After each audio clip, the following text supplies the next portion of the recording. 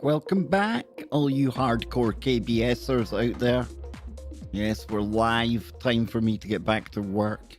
Been enjoying this glorious sunshine, reading my book, sunning myself. Dang, it's been great. I hope it's been great where you are in the world as well. And today, we're going to take a look at the real Monster Man.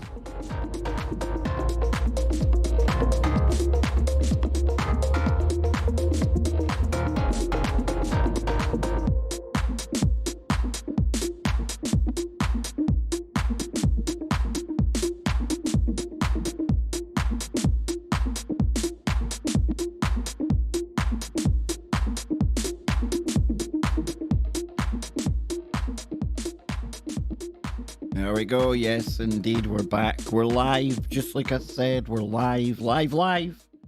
As they say in some quarters on the internet. How you all doing out there? I see Sam, the Wookie. We've got Saint Marionette. We had Algo popping in before he went to work. Jocelyn, Polly, ZX, Skipper Key Philo.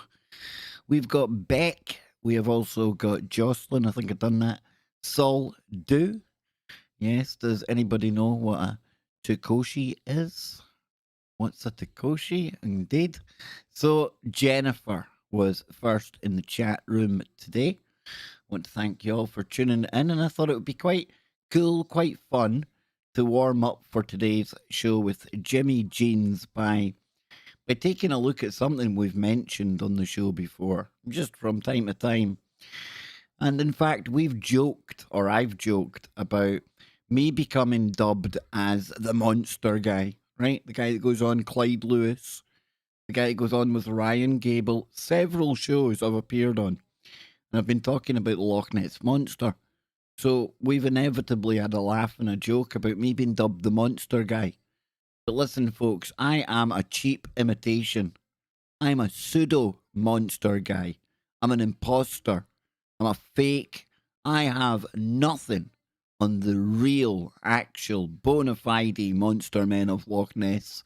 Today we're going to take a look at not one of them, but two of these avid cryptid seekers. And talking of cryptids, we're going to also take a look at some of the latest reports, some of the high strangeness, and what people are saying that they are seeing when it comes to the woo.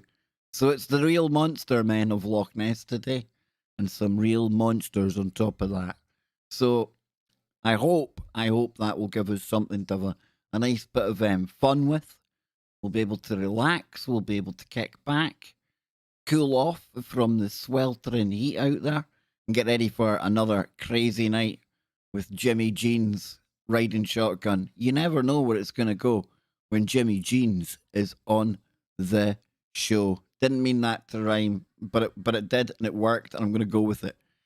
I see Rick sneaking into the chat room there as well. Good to see you, Rick. And if you are like me, you've probably forgotten to share this stream out, so I'm going to hurriedly share this out on the back end here. Not your back end. Oh, now hang on. Hang on now. Am I banned from Twitter? Did I just get banned from Twitter? Did I? Surely not. No, I didn't. Oh. Okay. No, we're good. We're good. It's an update to their terms of service. So that was another account had gone bye-byes, but no, we're good to go. We're good to go. So remember, please click like, click share if you care. If not, you can click dislike and throw abuse at me. It's okay. I tend to ignore the abuse. So don't be waiting for a response if you're cheeky to me, right? Doesn't roll like that here. You ain't gonna trigger me. Now and again I sometimes get triggered, but not too often. Not too often. Now, before we get into this, we uploaded last night's show with Ben Emlyn Jones.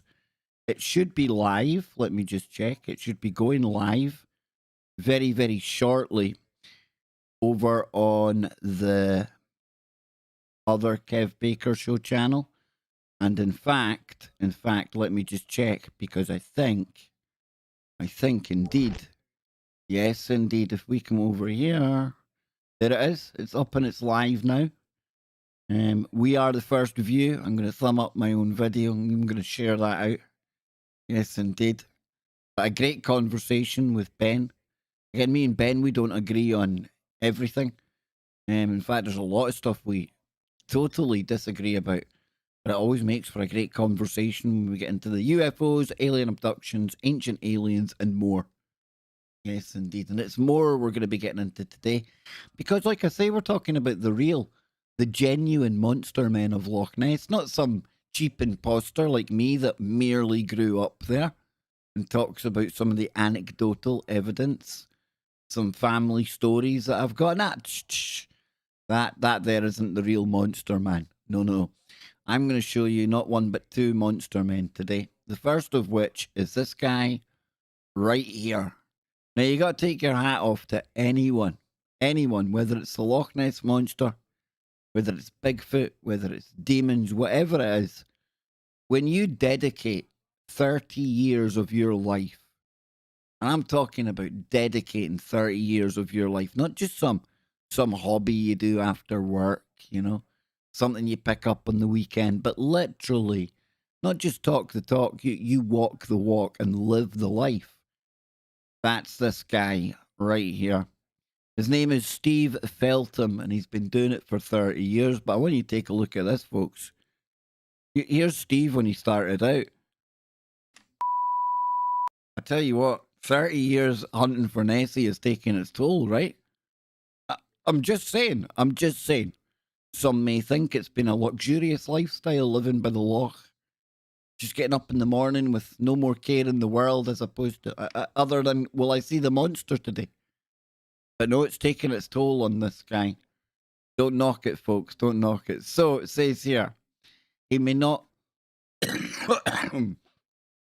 Cup of tea. Got my tea ready. Yeah, we're all good. We're set today, folks. TPPP, real monster guy. So it says he may not have solved the mystery yet, but one thing proven beyond doubt is that Steve Feltham is a very patient man. A very patient man indeed. So tomorrow, which was July 18th, marks 3 decades since he packed up his life in Dorset, leaving his girlfriend, his house, and his job behind to take up hunting for the Loch Ness Monster full time. So let me ask you right off the bat: is this a fruitful endeavour to pack up one's life and go searching for the monster, or is it a fool's errand? Is the man a little bit mad? That's all I'm asking. I think you've got to have a little bit of madness in you to not have packed up after 30 years. It is what it is. It's not a criticism, it's an observation. That's all. So looking back, he's got no regrets. And in the end of the day, that's what it should all be about, right? Who am I to judge the dude that looked for the Loch Ness Monster for 30 years? So his enthusiasm about the possibility of solving one of the world's most enduring mysteries remains as strong as ever. So it says the odds are stacked against one man sat on a beach with a pair of binos. He said, you've only got to look the wrong way. But I don't mind the extreme odds against me. I still love the possibility that it's just going to happen suddenly. So how does this all come about, ladies and gentlemen? How do you become the now, ZX 25 ships, a full sonar sweep would prove one thing or another, one way or another. They've done that several times. Did you know that? They've done that several times, dude. They've done it several times. But one of the reasons that it's inconclusive is because of all the cavernous type areas that are just off the loch. So they say they can't do a full search of it because you'd have to take like unmanned ROV type vehicles in there. But they've done that. They have done it. In fact, we're going to take a look at one of the dudes who was instrumental in a push behind one of the projects that done just that. We'll take a look at that in a moment. But first of all, we've got Steve Feltham here. We've got him. So it says, well, I don't have him. I haven't caught him or anything. We're just talking about him. So it says Steve may have started his full-time search on July 18th, 1991, but the seed was planted much earlier. His fascination began during a family holiday to the Highlands in 1970 when he was 7 years old. The Loch Ness Investigation Bureau was based at Uckert Castle at the time, and the idea of grown men looking for monsters in a loch sparked his interest. At 7 years old, it does. When you find out there's a potential monster living on your doorstep, that kind of thing's pretty cool. Pretty cool. I'm just saying, talking from experience there. So he instantly thought that he had found his calling, and that passion never left him. More family holidays up north prompted more reading, researching, and dreaming about adventures. Now this here is just beside Uckert Castle, on the way to Fort Augustus, where I used to stay.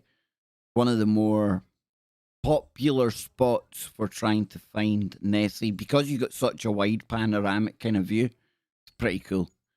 So it says by the age of 28, Steve was firmly lodged in the rat race. He joined his father in successfully setting up a company that sold burglar alarms. It gave him a chance to earn some serious cash, but it wasn't long before he started to think something was missing from his life. Oh, I can't imagine what it might be. You know, you got that little itchy feeling in your gut, and there's something missing here. It's the Loch Ness Monster. That's how it went down, allegedly. So Steve said, I came to a crossroads. I was thinking, what do I do? Or what do I want to do with my life? Should I settle down, have kids, get married, and all the rest of the normal 9 to 5 behaviour? Or do I want an adventure? And if I do, what sort of adventure do I want? For me, it was always about the Loch Ness Monster. This is almost like one man's love, isn't it? One man's devotion, one man's life dedicated to the beastie in the loch. I like it. So I'm a free man doing exactly the thing I love. Freedom. Isn't Steve Feltham, is he not the definition of freedom? You know, being able just to throw it all to the wind and go and pursue this lifelong ambition to have adventure. That nothing cries out freedom like a man stuck by Loch Ness for 30 years. Let me tell you, Wallace would be proud of him. So Steve made the trip up north in a 20-year-old mobile library van. Wouldn't be my first choice of vehicle if I was travelling from the very south kind of corner or the butt end of England all the way up to Loch Ness. Probably wouldn't be my first bet. But hey, don't be choosy, and I can't be judgy. I don't know what the circumstances were. Maybe he got it cheap. Who knows? Maybe it came with a big bundle of weed. Who knows? So a BBC programme, Desperately Seeking Nessie. What a typically pathetically named show by the BBC, Desperately Seeking Nessie, was aired about him in August 1992, a year into his adventure. In the late 1990s, his van failed its MOT and he converted it into a static home.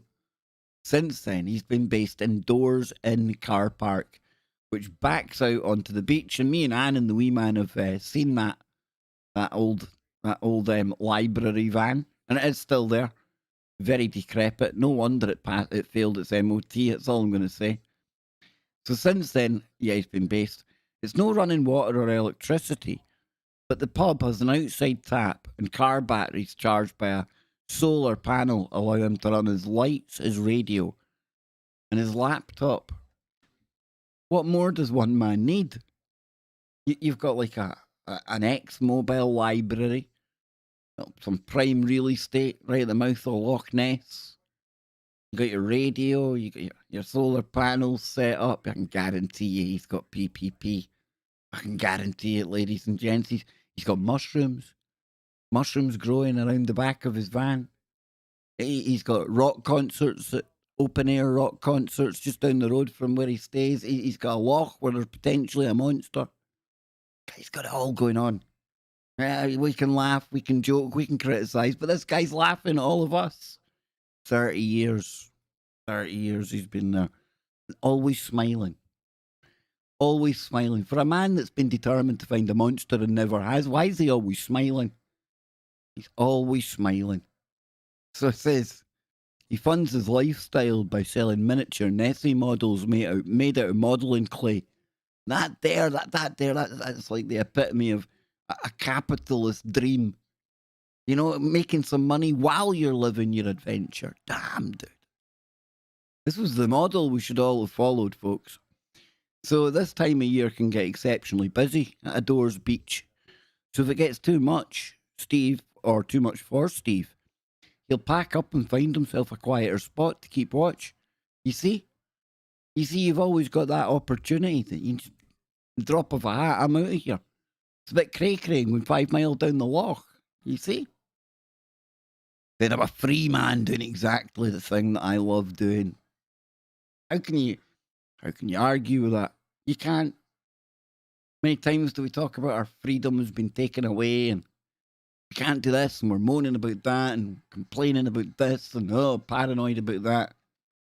Not Feltham. No, he's sitting there laughing with his laptop, his feet up, his wee Nessies, beasties, and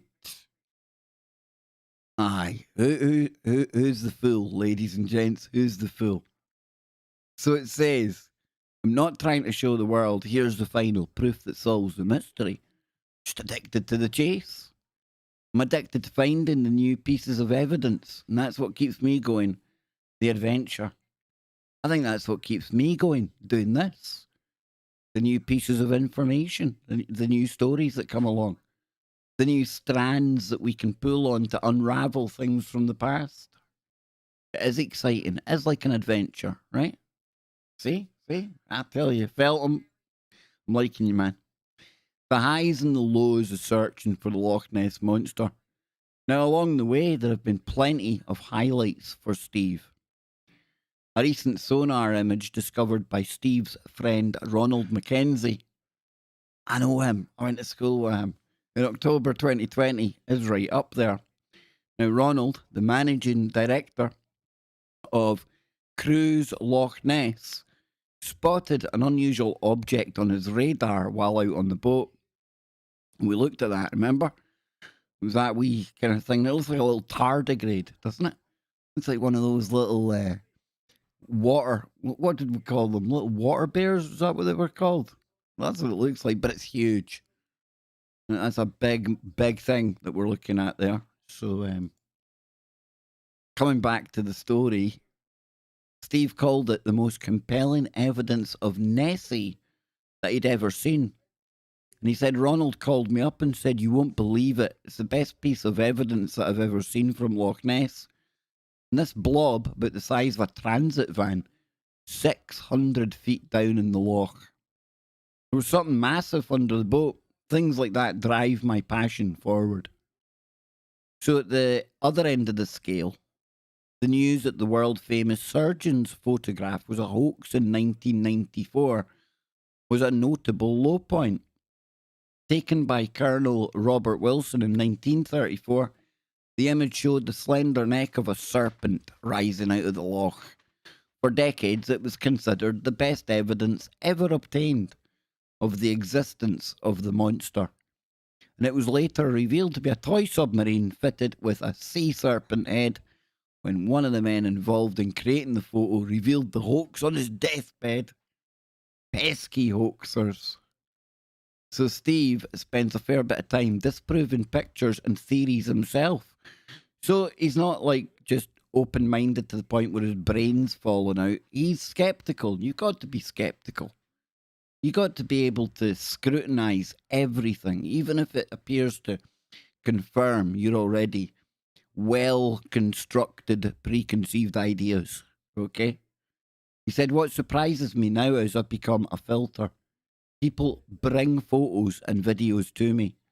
And there he is there, look. And like I say, tell you, man, it's a hard life living at Loch Ness.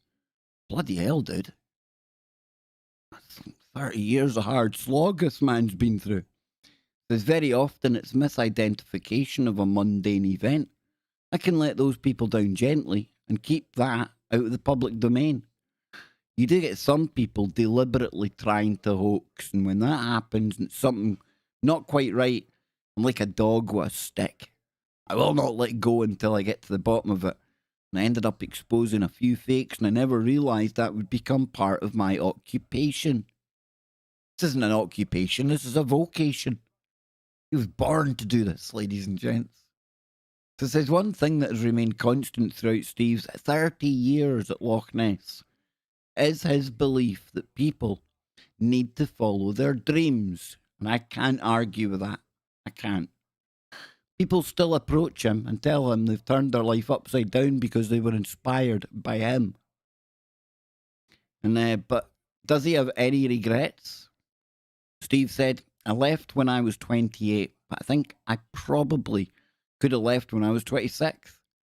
From the day I arrived, I never regretted a single thing. When I do reach my deathbed, I don't want to say I wish I'd tried to do this. I'd hate to regret far more than trying and failing. If you do not follow your dreams, the only person who loses is you. Wow. Pretty profound. And he's right. We should follow our dreams as much as we can. He certainly did. Yeah. He does always look happy anytime I've seen him. Might not be the life for you, might not appeal to you, but did to him. Boy, oh boy, has he had fun doing it. But he's not the only real, bona fide, genuine, authentic monster man of Loch Ness. The next one, he looks like an authentic monster man. But this is somebody who was, throughout my childhood, the leading scientific person trying to get to the bottom of what was at Loch Ness. Pardon the pun. Are you ready?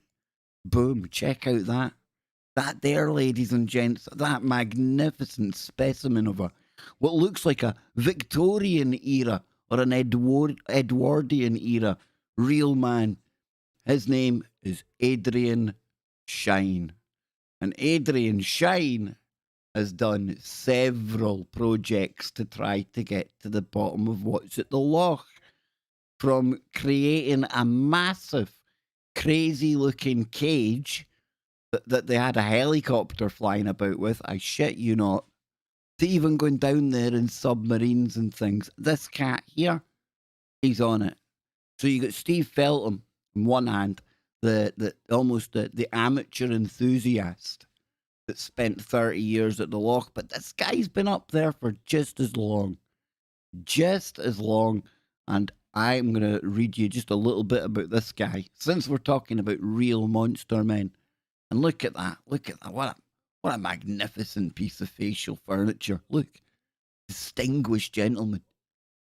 He could tell you a story or two, probably about Loch Ness. So it says here, and this is adrianshine.com. Adrian Shine is the leader of the Loch Ness and Morar project and has been engaged in fieldwork in the island since 1973, since before I was even a little twinkle in my mammy's eye. Have a look at this guy. I don't look like this guy in any way, shape, or form. Parley, you didn't. I'm only joking.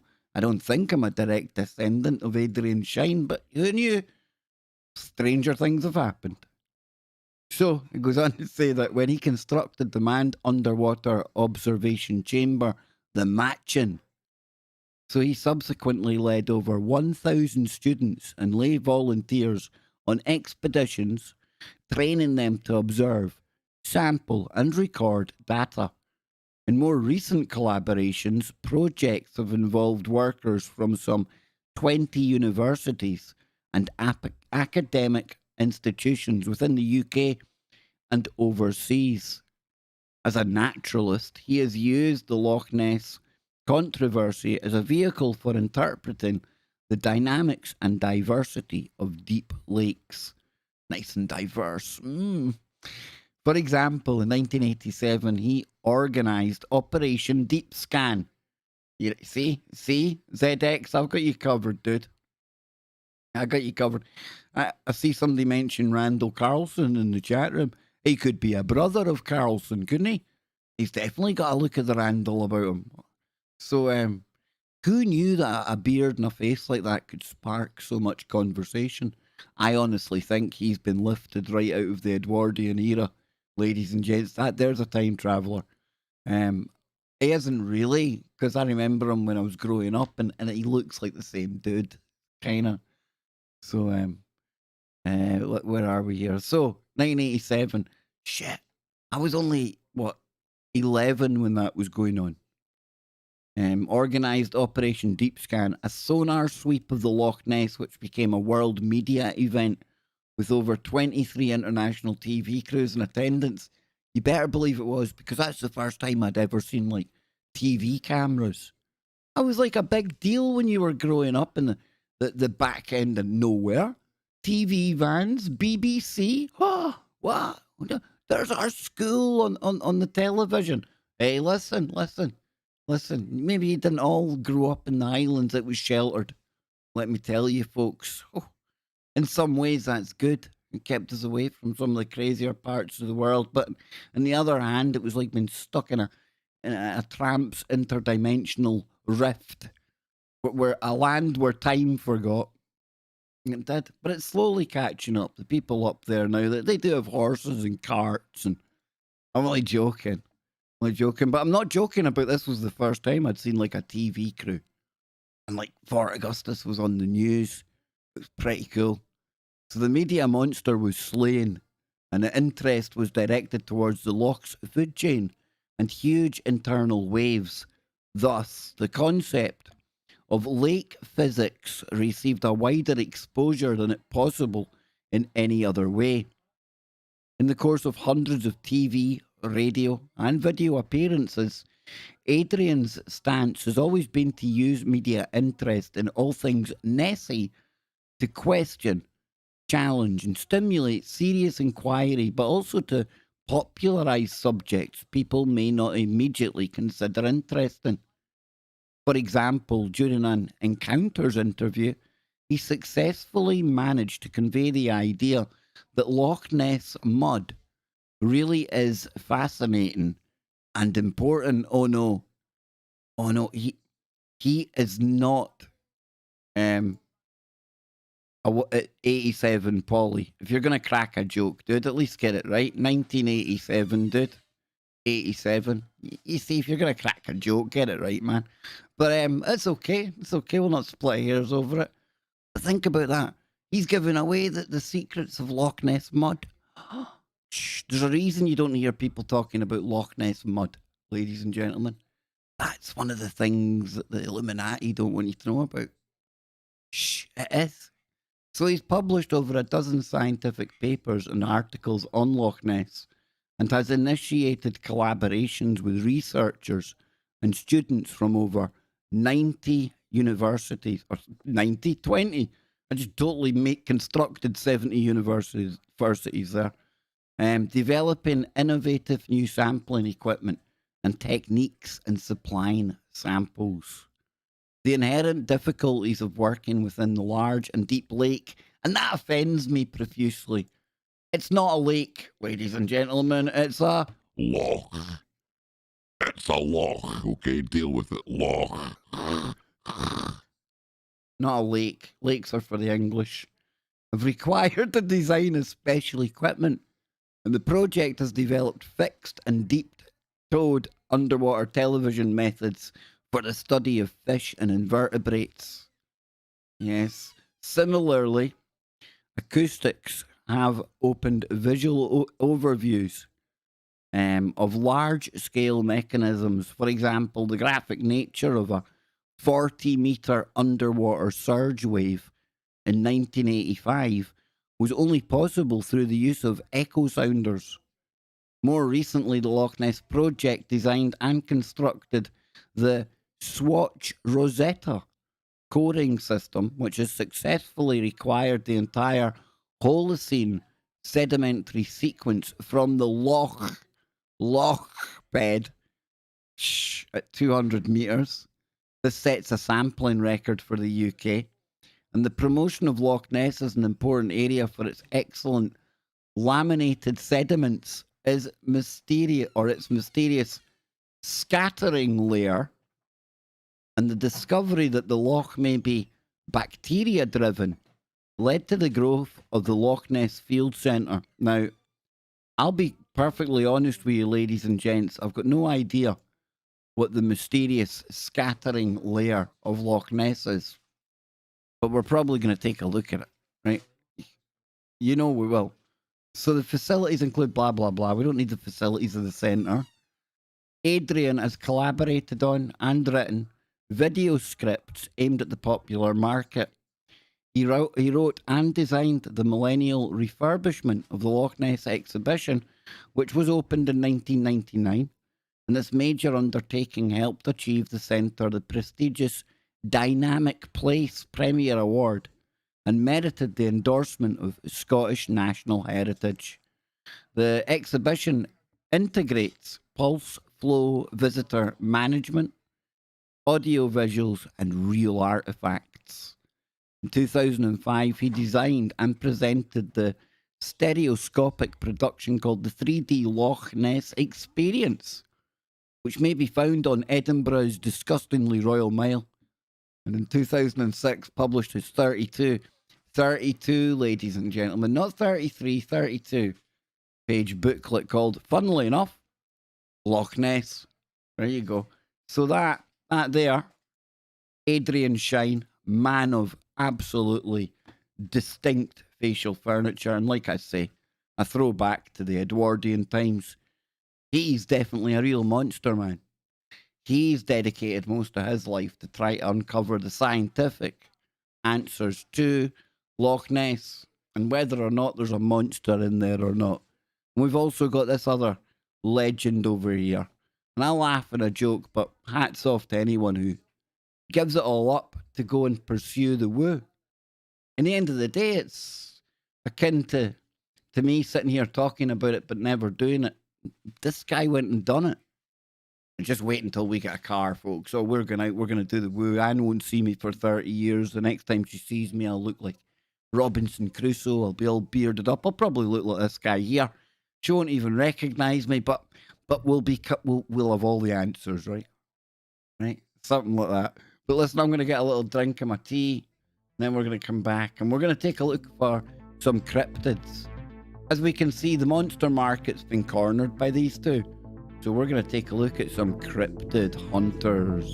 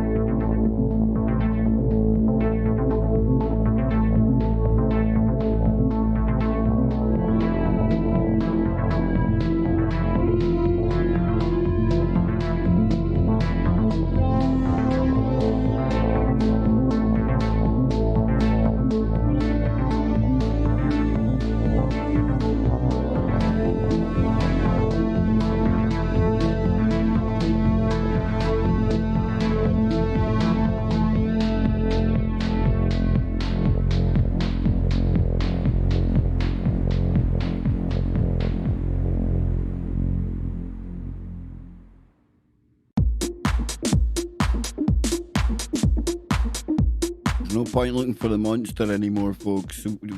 Adrian Shine's got it covered. It's not in this video. I've looked, but it's not there.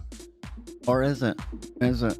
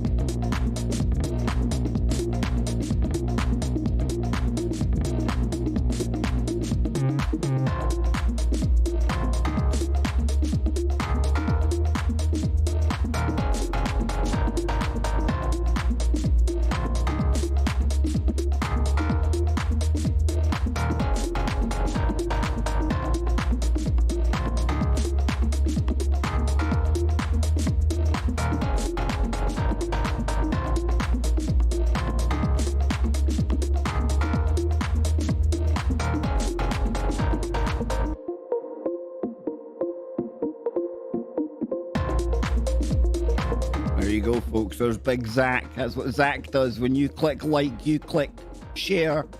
And if you want to become a member, there's a big join button down below. And when you join, even Captain Obvious gets in on the act.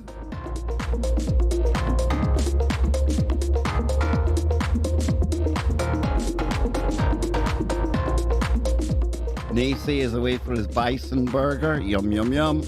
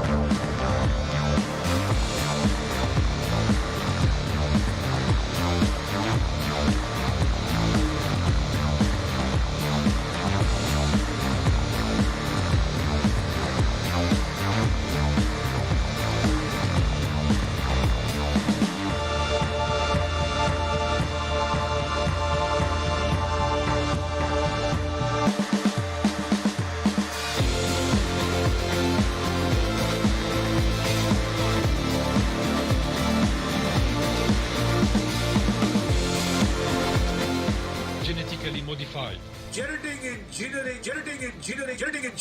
Come on, man. Excuse me, it's ma'am. Are you serious? How dare you?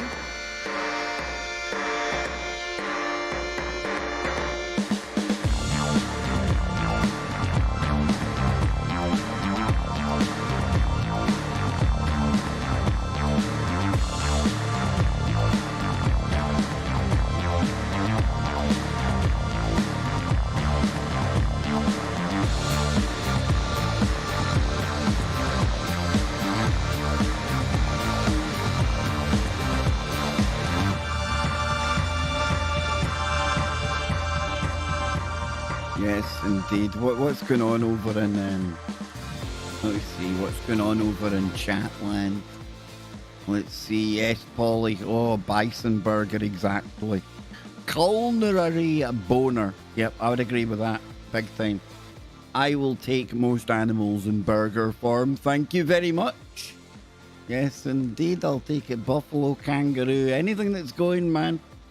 Anything that's going, yes, indeed. I think Nacy comes in here to do that on purpose. Hey, there he is. A more run. A more run. Hey, how you doing, Ron? Yes, indeed. There's a lot of smoke being passed around in the chat room out there today. I cannot imagine what that's all about, right? And this smiley little face here. That's from Ron. Yes.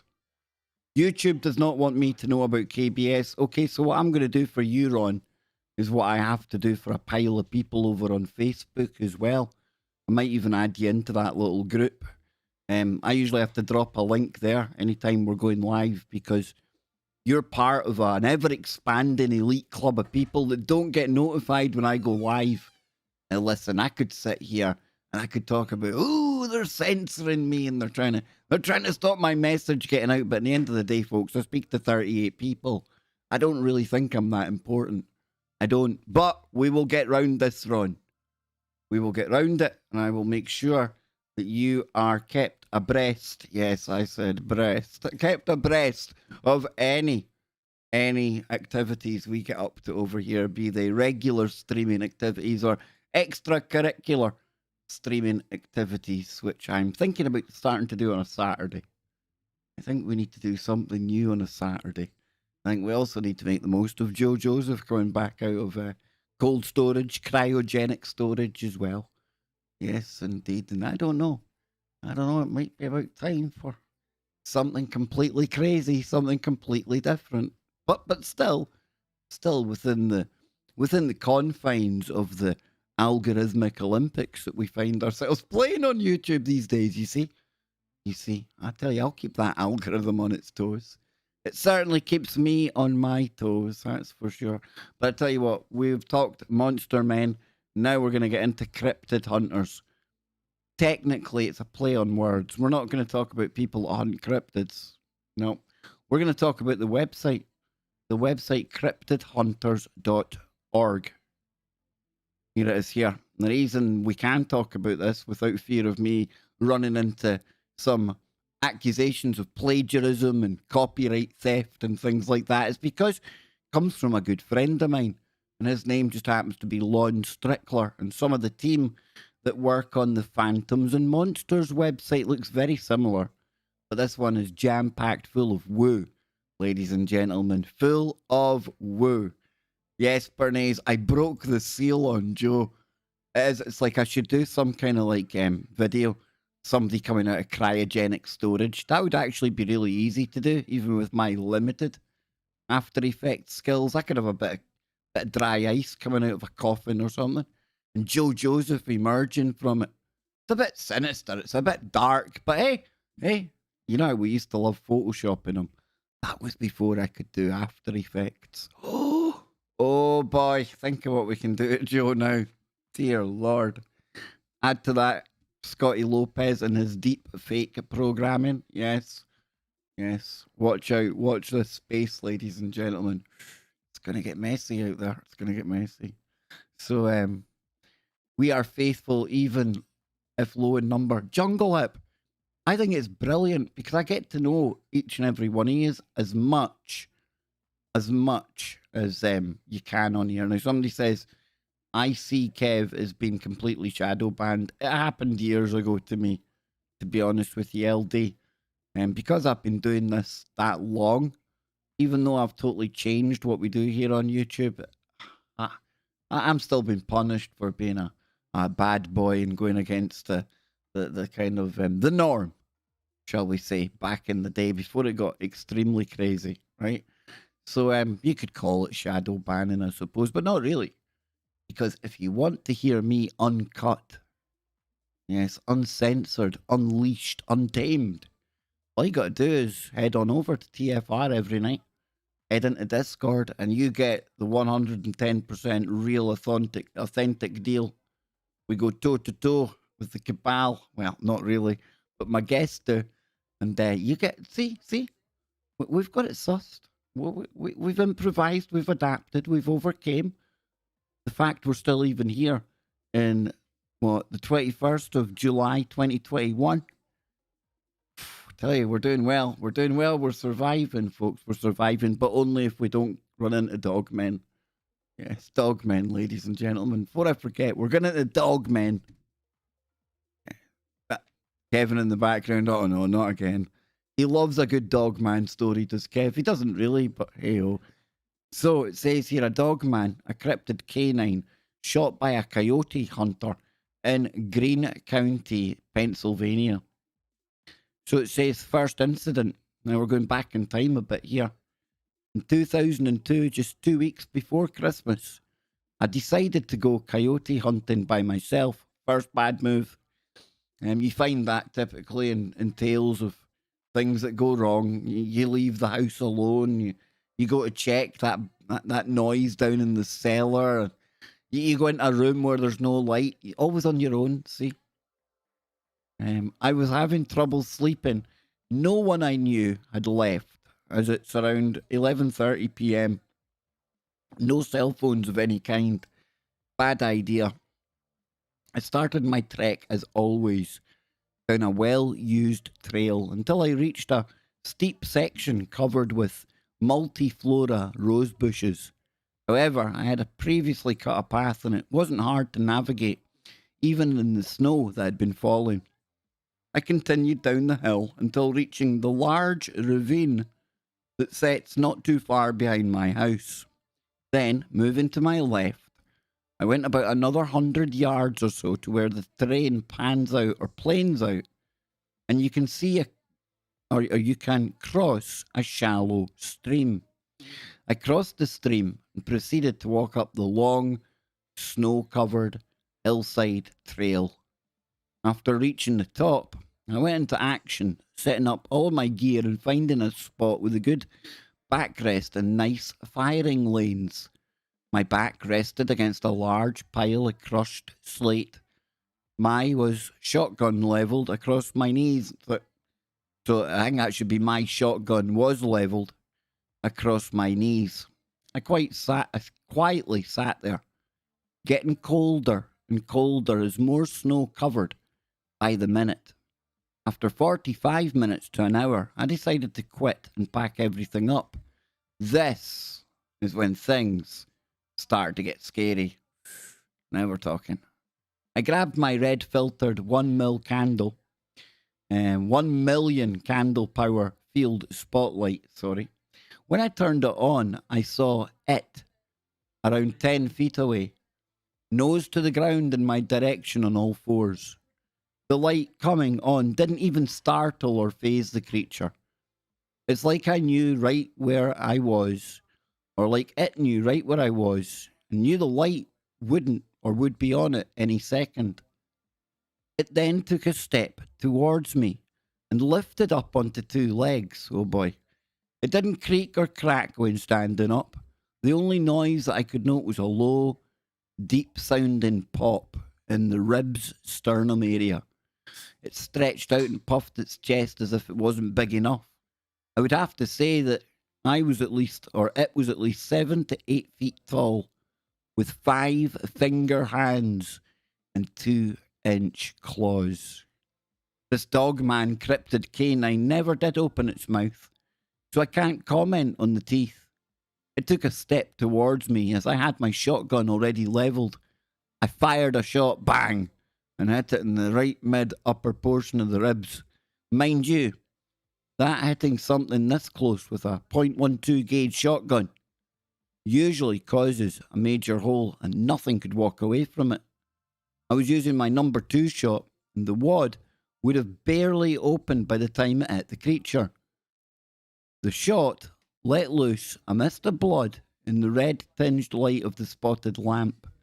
It let out a loud yelp, then tucked its ears and ran to my right.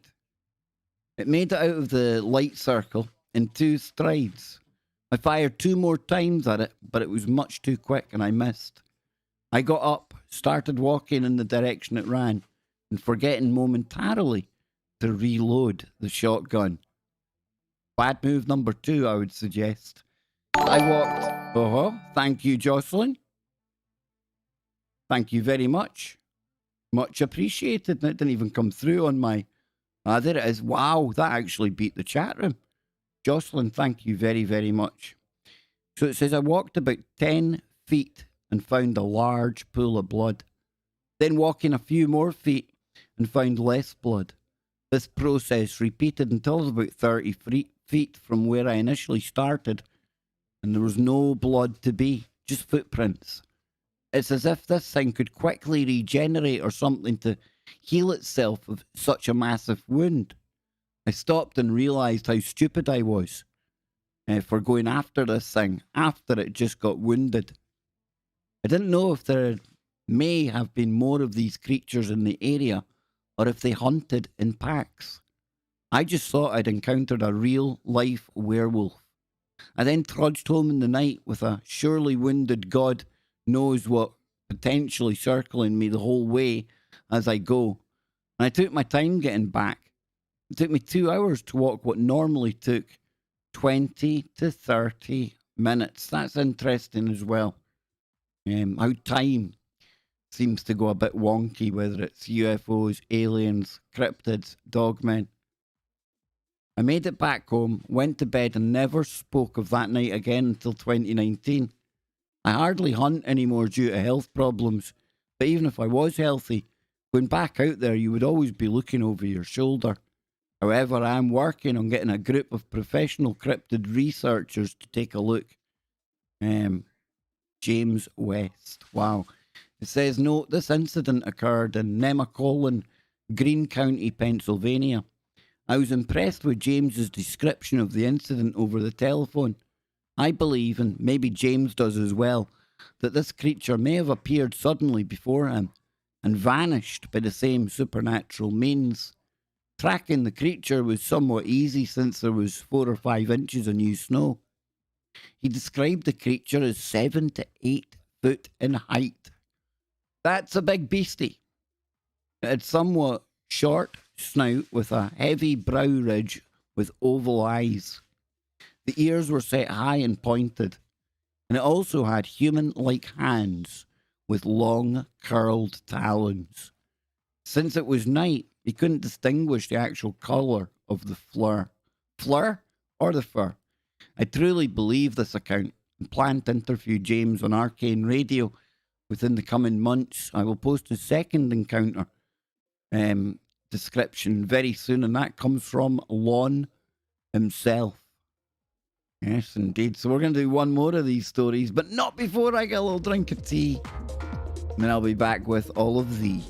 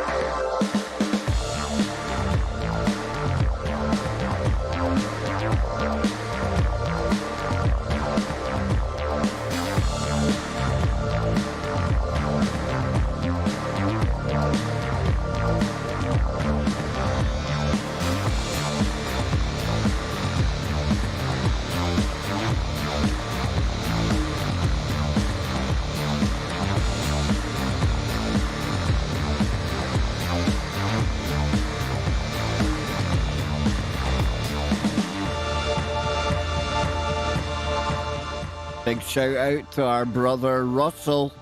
Hope he's doing well. Hope you're doing well, sir. Good to see you.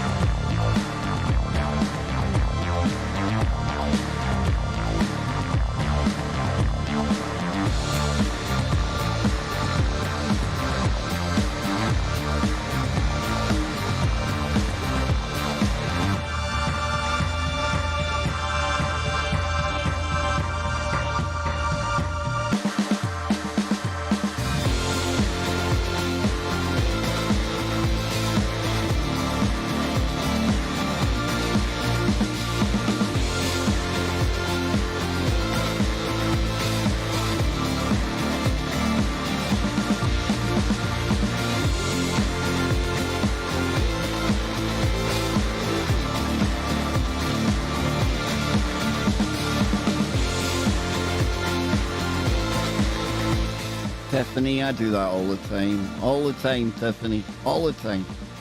Always got it set to top chat. Remember, folks, remember. Live chat is where you want to be at. Click it on top of your chat room. Do it now, do it now. God damn it.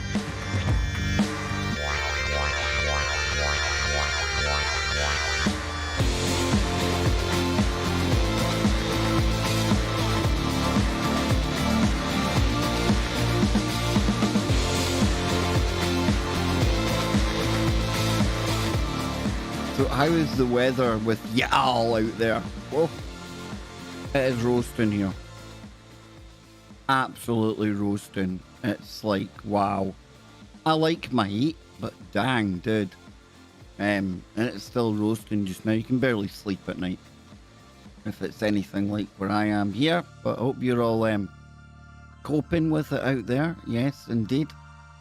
We're going to have one more story here before we wrap up things and get ready for Jimmy Jeans, and it's going to be about a flying something over Chicago. But I am just going to take 30 seconds, get a quick breather, then come back, and we will get into it. Don't go anywhere.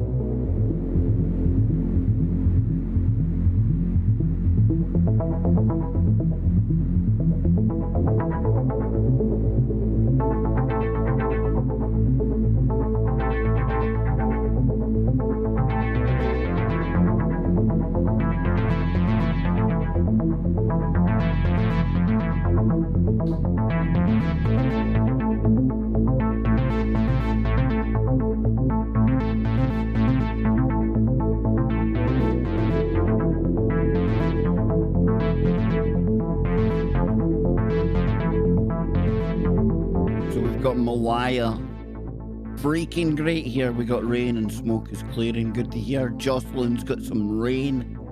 Bernice has got 3 big smiling suns.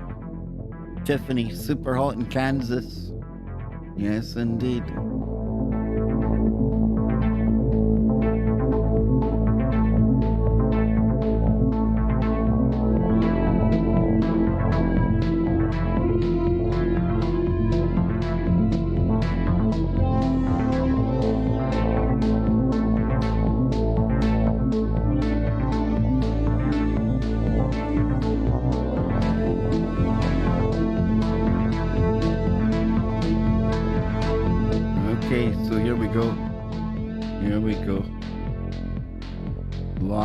Black creature observed gliding over Elmhurst, Illinois.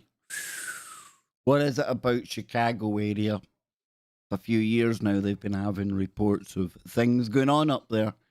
Mothman type things, flying humanoids, weirdness going on out at O'Hare International Airport. It's some of the most fascinating type of stuff that we've been covering with Lon Strickler when he comes onto the show. Really enjoy Lon's work, and remember you can catch him on Beyond Explanation right here on YouTube, okay? So it says, Singular Fortean Society, Phantoms and Monsters Fortean Research Investigator Tobias Wayland recently posted the following report. Blow up a little bit. There we go. The Singular Fortean Society was contacted recently by a woman who wished to report her sighting of a large black creature gliding over Roosevelt Road by Elmhurst, going north on May the 8th around 8:15 p.m. Now, the woman who asked that she remain anonymous said that she was driving in her car west of Roosevelt Road in Elmhurst when she saw the creature. And Roosevelt Road in that area is like an expressway, she said. It just crossed over the expressway and it caught my attention as it was going over my car. Now, according to the woman, she doesn't live in the area, but was on her way to her daughter's home in Villa Park to feed her dogs. I live in Melrose Park, but I'm on the road often to go to her house. Did we do this at the weekend? I think we might have done this on the members stream because this is a bit familiar. Maybe not. The creature, she said, was was larger than a regular bird. It was by itself at night with large wings and a large body. The long body is what caught my attention. It was coming out long from below the wings. It never used its wings, it was just gliding. So it was way larger than any regular bird. The wings were very large, it was all black, and it was alone. The lower body was larger than any bird. Now, most birds' heads and legs are proportioned to their bodies, and this thing's legs were very long. It was starting to get dark at that point, and I was driving fast, but its size is what made me do a double take. It was going north, but it wasn't necessarily flying. I never saw the wings flap. They were extended out. It was more like gliding. It reminded me of a kite. It wasn't going too fast either, like most birds. Nothing about her sighting immediately stuck out to the woman as paranormal, although she did say that she has experienced paranormal stuff since she was a kid. Even now as an adult, I still have experiences, she said. One thing that did stand out was the amount of anxiety that she felt even before her sighting that day. Not sure if this counts, but I was extremely anxious all that day. So much that I felt a need for a drink or Xanax, she explained. But my daughter was away that weekend with her boyfriend and I knew he was going to propose, so I was waiting for the news.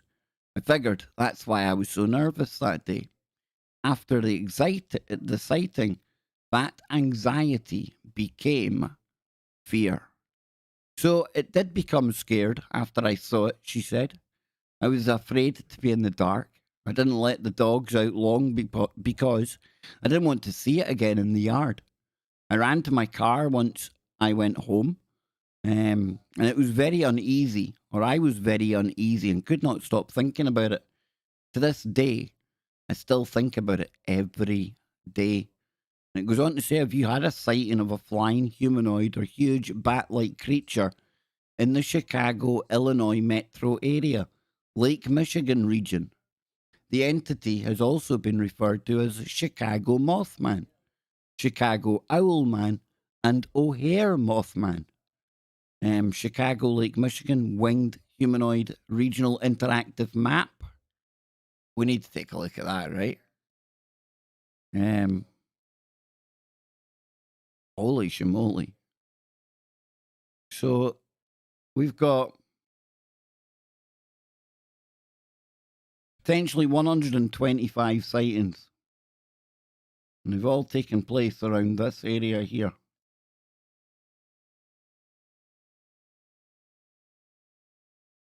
Wow.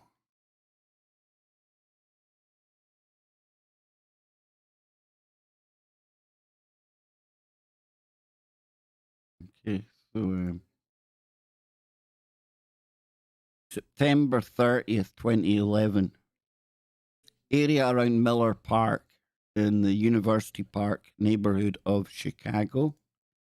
Pick some random ones. 78-foot long flying bat humanoid. 2017.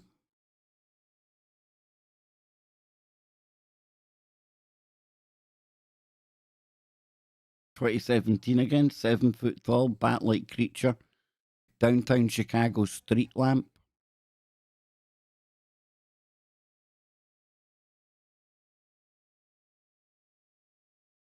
A red-eyed winged humanoid.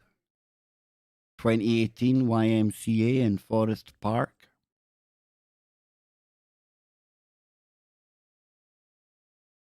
Yeah, why around here exactly? I don't know. I know that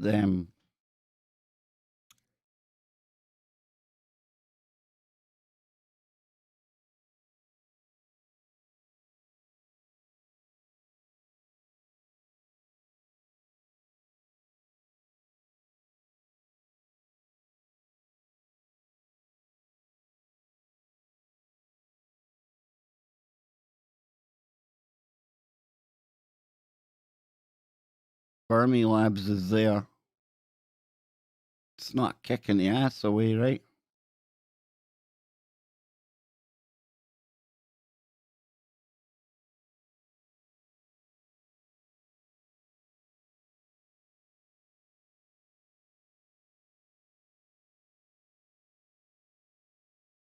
It's not a long. It's not, and I don't know, but you can see there.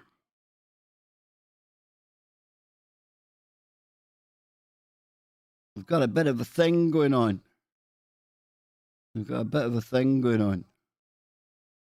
Yeah. Fermi Labs. Is it to do with that? I don't know. No idea. Either that or there's just some really, really, really good PPP in that area. That could always be an option as well. I'm just saying. I don't know, but no, I don't know, Polly, but it is. That's a concentrated amount of sightings going on there. And even if we discount 2/3 of them, that's still a lot of sightings we're dealing with of something, right? Even if we discount 99% of them. That means there's still something out there that somebody's seen that is truly unexplained. An 8-9 foot tall birdman. Or should we say Mothman? Come on, man. Excuse me, it's ma'am. Or ma'am. Who knows? I don't know. So listen, I am going to get going now because I need to go and try and chase up Jimmy Jeans because we're going to be live in 20 minutes on today's Kev a Baker show. Yes, indeedy. And tomorrow, don't forget, we'll have Scotty Lopez and it's full moon time. We will have Mary DeCina on the show with us tomorrow as well. So listen, this has been fun. And today was the day I killed. I absolutely done away with me being Monster Man, okay? We looked at the real monster men of Loch Ness, and then we took a look at a bit of Cryptid woo. And boy, did that end up a bit of woo, right? So I want to thank all of you for being here, all of you for just being you. Don't forget to tickle the like button on your way out and ring the bell. Ring the bell so hopefully you'll get notified the next time we go live. But if not, have a great day. Have a fantastic day. And remember, keep your mind open. Keep looking for the woo, but not to the point where your brain turns to black goo.